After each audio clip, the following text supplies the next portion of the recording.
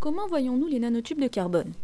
Nous avons vu comment les nanotubes de carbone produits par arc électrique sont déposés sur la cathode, mais des nanotubes peuvent également être produits par dépôt en phase vapeur, appelé CVD ou Chemical Vapor Deposition. Dans cette vidéo, nous utilisons la microscopie électronique pour montrer la différence entre ces deux types de nanotubes lorsqu'ils sont agrandis très fortement. Mais d'abord, regardons-les à l'œil nu. Nicole tient deux échantillons, un produit par arc électrique et l'autre produit par CVD. Rappelez-vous, nous avons dit qu'avec les arcs électriques, on ne produit pas de grandes quantités. À vous de deviner quel échantillon est produit par cette technique.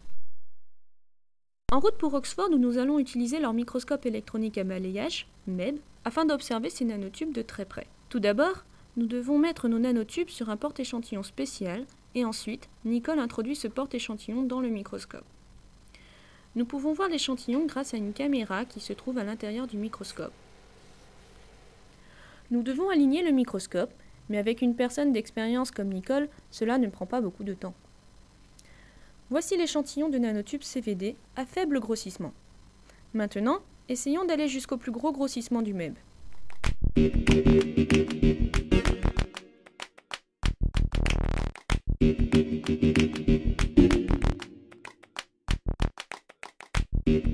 Nous pouvons distinguer les nanotubes individuellement.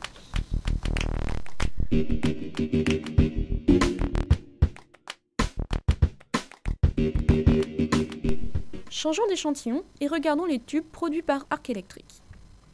À faible grossissement, nous pouvons déjà observer que la méthode par arc électrique produit d'autres formes de carbone en même temps que les nanotubes. Maintenant, zoomons pour trouver les nanotubes individuels.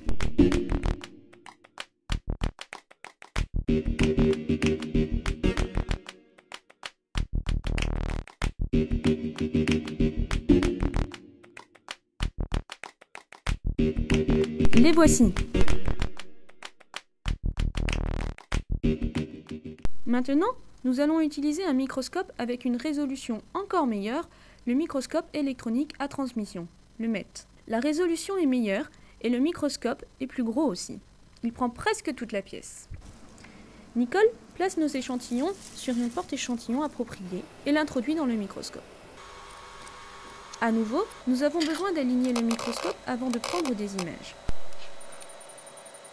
Ces deux images sont un exemple de chaque échantillon. Vous pouvez voir comme les tubes produits par arc électrique sont beaucoup plus droits et plus parfaits. Par contre, les nanotubes CVD sont plus ondulés parce qu'ils comportent beaucoup de défauts dans leurs parois.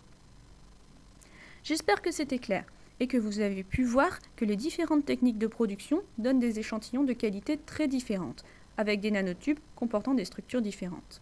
Nicole nous a donné une belle comparaison. Les nanotubes sont comme des spaghettis. Produits par arc électrique, ils ressemblent à des spaghettis non cuits, tandis que les nanotubes CVD ont l'air d'être cuits.